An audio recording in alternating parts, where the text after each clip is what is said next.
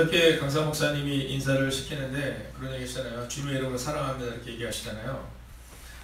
그 교회가 뭐 출석 성도만 한 250명이 넘으니까 한 400에서 500명 정도 되는 아주 큰 교회입니다. 근데 지역사회랑 이렇게 소통을 못했대요. 그 이유 중에 하나가 뭐냐면 사람들에게 이렇게 교회를 알릴 수가 없었는데 그 이유 중에 하나가 교회에 분란이 많았답니다.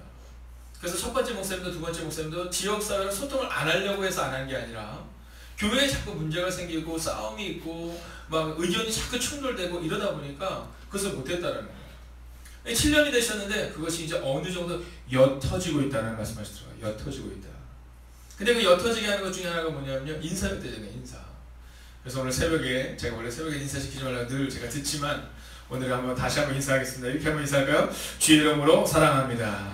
한 번 더 했으니까 당신 때문에 힘이 됩니다. 그럼 어떠세요? 옆에 있는 분들 힘 되시죠? 네, 좋습니다. 어저께 그분이 그런 말씀 하시더라고요. 1년에 한 20명에서 많게는 40명이 전도되지만 평균적으로 한 20여 명에서 25명 정도가 전도된다고 말씀하시더라고요. 근데 저희가 이렇게 올라오시다가 이렇게 보시고 이러저런 얘기를 하시다가 올해 저희가 3월까지만 전도된 인원이 20명이 넘습니다. 그분이 그러신 거예요. 아니 우리는 이 재적이 이 정도 되는 500명 정도는 되는데 근데 1년에 25명 정도 전도되는데 그렇게 많이 전도가 됐냐고 이런 말씀을 하시는 거예요. 그래서 그때 제가 했던 얘기가 바로 이겁니다. 저희도 2년 동안은 지나가다 한 명도 오지 않았습니다. 딱 한 명이 왔는데 그 누구냐면 노숙자였습니다. 제가 이런 얘기 했어요. 여러분 그런데 하나님이 새날을 여시니까 비록 우리는 아직 그 교회에 비해서는 한 5분의 1 정도, 4분의 1 정도밖에 되지 않지만 전도의 숫자에 있어서만큼은요 1년에 그 교회가 우리 감리교에서 아주 주목받는 교회 중에 하나인데도 불구하고 1년에 전도 대상자만큼 전도가 되고 있다는 거예요. 근데 그 이유가 어디 있냐면 하나님이 여셨기 때문이라는 거예요. 여러분 우리의 가정의 문제도 마찬가지입니다. 지금은 안 열릴 것 같지만 우리 자녀의 문제가 해결되지 않을 것 같지만 여러분 하나님이 새날을 여실 줄로 믿습니다. 오늘 새벽 오실 때 힘드셨죠? 네, 힘드셨을 거예요. 네, 3일 내내 저녁에 오시고 어제 잘 들어가셨어요, 집사님? 네, 어저께 정수자매도 잘 들어갔죠? 네, 어저께 정수가 있어서 얼마나 반가운지 모르겠어요. 정수자매가 성격이 되게 좋아요. 성격이 되게 좋아서 어제도 제가 인사할 때 안녕하세요 이렇게 인사를 이렇게 때린 건 아니고 이렇게 하는 게 있습니다. 이렇게 서로 이렇게 인사를 했습니다. 제가 어저께 저녁에 굉장히 감사하더라고요. 네, 이렇게 또 오신 분들을 이렇게 볼 때 정말 새신자분들 어저께 양명수 집사님이 일정이 있어서 못 하시는데요. 너무 미안해하시는 거예요. 너무 미안해하시는 거예요. 뭐 당연하게 많이 빠질 수도 있지 뭐 이럴 수도 있지만 그 어저께 못 오셨는데 너무 미안해하시면서 목사님 왜 나와 계시냐고 왜 만나게 됐냐고 막 이러시는 거예요. 근데 그게 얼마나 은혜가 되는지 그러면서 목사님 내일 봬요. 그래서 제가 예 집사님 잘 다녀오세요. 잘 다녀오세요. 그리고 제가 들어오면서 기도했어요. 하나님 새날을 열어 주옵소서. 여러분 우리 가운데 우리가 다 꺼내놓고 말하지 못할 만한 그 여러 가지 어려움들과 사실 눈물과 아픔들이 있거든요. 근데 그때 하나님이 우리 길을 여신다는 새날을 연다는 믿음으로 살아가는 거예요. 다섯 교회 목사님들도 열심히 삽니다. 진짜 열심히 살아요. 오늘도 새벽에 끝나면 6시 20분에 출발합니다. 그럼 7시부터 이제 영국에서 유학가고 오신 목사님의 이 성령론을 우리가 함께 공부하고 있거든요. 그러면 아침에 이 일정을 위해서 새벽부터 공부해요. 그리고 9시에 끝나면 9시에 다시 교회로 복귀하는 겁니다. 교회로 복귀해서 이제 다시 회의를 하고 저 같은 경우도 11시부터 또 예입중학교에서 예배를 인도하고 여러분 우리 인생이 그런 거예요. 우리 인생이 뭐 그냥 이렇게 널널하게 살아가면 널널하게 살아갈 수 있지만 우리가 하나님을 위해서 열심히 살면 하나님도 우리의 삶 가운데 개입하신다는 거예요. 그렇기 때문에 좀 고단하지만 오늘을 살아가는 거죠. 오늘 우리가 불렀던 이 찬양 고단한 인생길을요 어제 어떤 분이 꼭 부르고 싶다 하더라고요. 오늘 이거 부르고 싶다고. 네, 너무 힘들다고. 너무 힘들다고. 근데 저도 이해가 가요. 사랑하신 여러분 오늘 아브라함이 얼마나 힘들었겠습니까? 애굽 땅에서 아내를 뺏기고 그 타지에서 그 나그네된 땅에서 혼자 있는 그 밤 얼마나 외로웠을까요? 근데 그 고단한 인생길에 하나님이 오시니까 그의 삶에 변화가 일어나고 새날이 열렸다라는 거죠. 그럼 어떻게 그 새날이 열렸는지 오늘 우리가 본문의 말씀을 통해 보기를 원하는데요.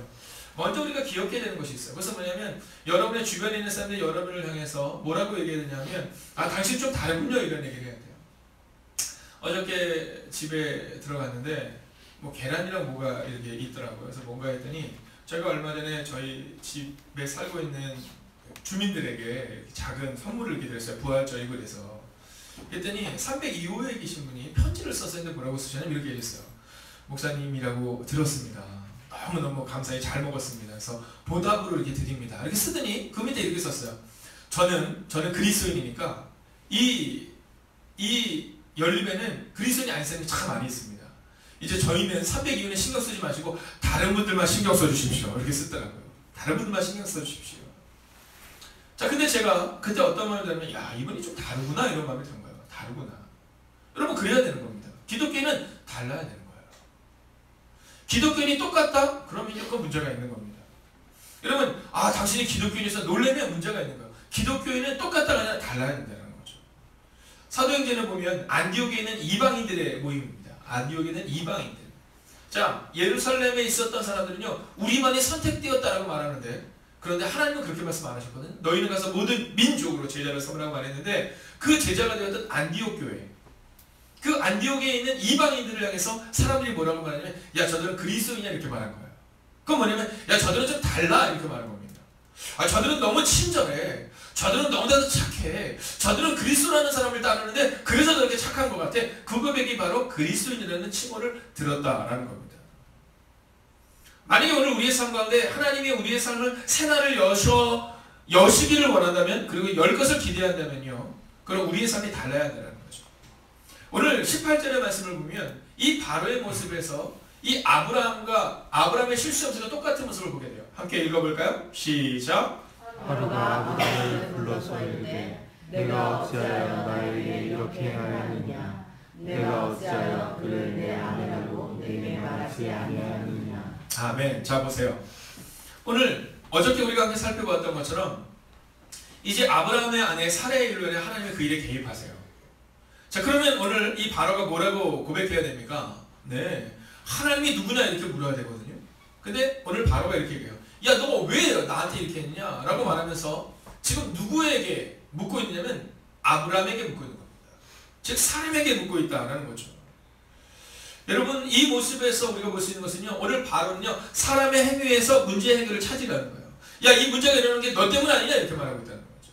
아브라함 어땠습니까? 예. 문제 해결을 하나님으로부터 찾으라는 것이 아니라 사람에게서 찾으려고 지역에서 찾으려 해서 문제를 일으켰는데, 오늘 아브라함도 바로도 똑같은 모습으로 나아가고 있다라는 거죠. 여러분, 문제 해결을 사람에게서 찾으려 하지 마십시오. 오늘 바로의 모습과 여러분의 모습이 어쩌면 같지 않은지 여러분의 모습을 한번 돌아보셔야 합니다. 하나님께서 우리의 삶을 바꾸셨다는 믿음이 없이 우리가 살아가잖아요. 그러면 오늘 바로처럼 여전히 그 문제에 답을 찾을 수 없어요. 야, 네가 왜 나한테 이렇게 했냐? 네가 속여서 문제가 되지 않았느냐? 라고 사람에게서 그 해결을 찾으려 하고 있다는 겁니다. 그래서 바로에게는 새날이 열릴 수 없었다는 거죠.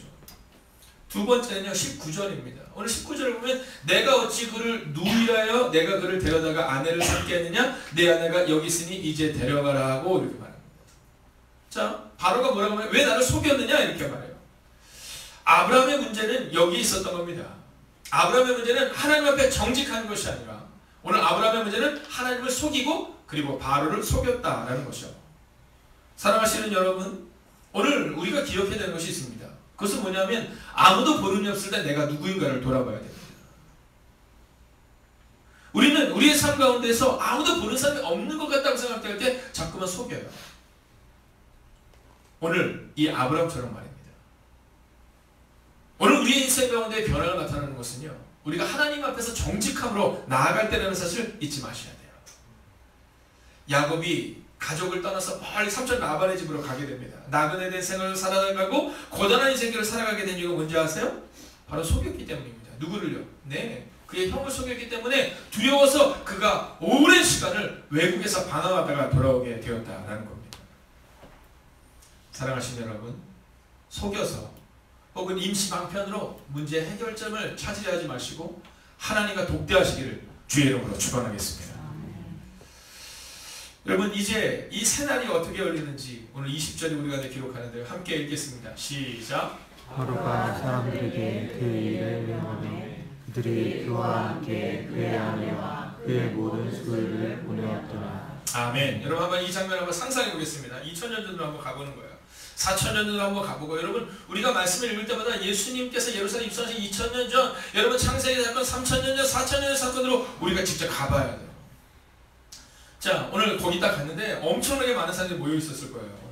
여러분 아브라함도 엄청나게 많은 재물이 있었고 사람들이 있었거든요. 근데 사람이 다 몰려 있는데 그때 바로가 말하는 거예요. 야, 아브라함을 누구도 건들지 마라. 그를 가게 내버려 두라. 이렇게 말합니다. 자, 그 장면만을 볼 때는 많은 사람들이 그 사건의 주인공을 바로라고 착각할 수 있습니다. 또는 그 혜택을 입은 아브라함이라고 착각할 수 있습니다. 그러나 오늘 이 사건의 주인공은 누구냐면 바로 하나님이셨다라는 거예요. 그곳에 있는 바로와 그의 신하들은 바로 왕이 우리 가운데 명령하였구나 라고 생각했지만, 그러나 이때 오직 한 사람, 아브라함만큼은 하나님이 새날을 여시는구나 라는 것을 경험했다라는 것이죠. 야곱이 형을 피하여 도망한 그 사건이 어떻게 해결되는지 아십니까? 야곱이 이제 돌아옵니다. 야곱이 그의 고향으로 이렇게 돌아오는데 소문이 들려요. 어떤 소문? 형이 군사를 거느리고 지금 너를 치러 온다라는 소문을 듣게 됩니다. 자, 그때 다른 데 같았으면 야곱이 또 꾀를 냈을 거예요. 네, 꾀를 냅니다. 근데 그때는요, 야곱이 꾀를 내지 않아요. 다 보냅니다. 첫 때와 둘 때와 세 때를 나누고 그런 꾀를 냈지만 끝내는 다 보내고 나서 그가 혼자 약복강가로 갑니다. 그리고 그곳에서 하나님과 독대해요. 대면하죠. 성경에 보면 이렇게 말해요. 창세기 32장 20절을 보면 내가 하나님과 대면하여 보았으나, 즉 하나님과 1대1로 만났으나 죽지 않았더라 라고 기록합니다. 그러고 나서 어떤 일이 발생해요? 형과 에서와 야곱이 서로 확 끌어올라요. 그리고 눈물을 흘리면서 그 지나간 과거, 눈물, 아픔, 절망, 그리고 상처들이 씻은 듯이 치유되는 장면을 우리는 보게 돼요. 그 이유가 어디 있다고요? 내가 하나님과 대면하여 보았기 때문이라는 거예요. 그리고 그 땅을, 하나님과 만났던 그 땅을 분이엘이라고 기록해요. 분이엘. 저는 오늘 이 새벽 이 시간, 오늘 아브라함이 만났던 이 땅, 여기서 하나님이 새날을 여셨고 야곱이 약복강가에서 새날을 여셨던 것처럼, 저는 오늘 우리 이곳에서 기도하는 여러분들이 이 행복이 가득한 교회에서 새날을 여는 은혜가 임하게 될 줄로 믿습니다. 여러분 하나님과 대면하셔야 돼요. 하나님과 대면하셔야 돼요. 여러분 벌써 3일째 집회가 시작되고, 그리고 오늘 마지막 날임에도 불구하고 이 새벽을 깨우고 나온 여러분들 볼 때 제 마음이 얼마나 감사한지 모르겠어요. 그러나 여러분 저는 확신합니다. 목사의 감사에서 끝나지 않고 하나님의 거룩한 임재와 하나님의 거룩한 은혜가 우리 가운데 임하게 될 것입니다. 여러분 무리가 되지 마세요. 거기서 바로 왕이 이렇게 명령했구나가 아니라 오직 한 사람 아브라함만큼은 하나님이 새날을 여셨다는 믿음의 고백을 가지고 나아갔던 것처럼, 그리고 그가 이제 이번 주 살펴보는 것처럼 창세기 13장의 말씀을 통해 놀랍고 위대한 삶으로 그의 삶에 거룩한 축복의 근원이 되는 것처럼, 이 새벽 이 시간 꾀를 내는 사람이 아니라, 속이는 사람이 아니라 하나님과 대면하여 내 인생을 바꾸겠다는 고백을 가진 여러분들의 삶 가운데 하나님께서 새날을 여실 줄로 믿습니다. 기도하겠습니다.